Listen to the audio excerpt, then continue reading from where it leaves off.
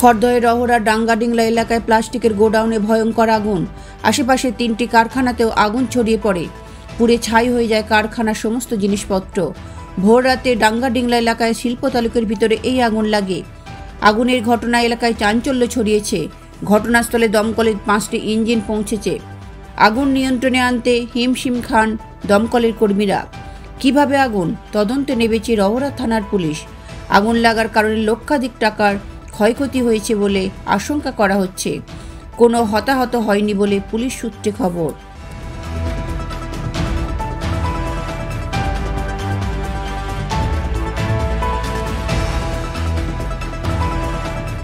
Bureau report, lottery সংবাদ।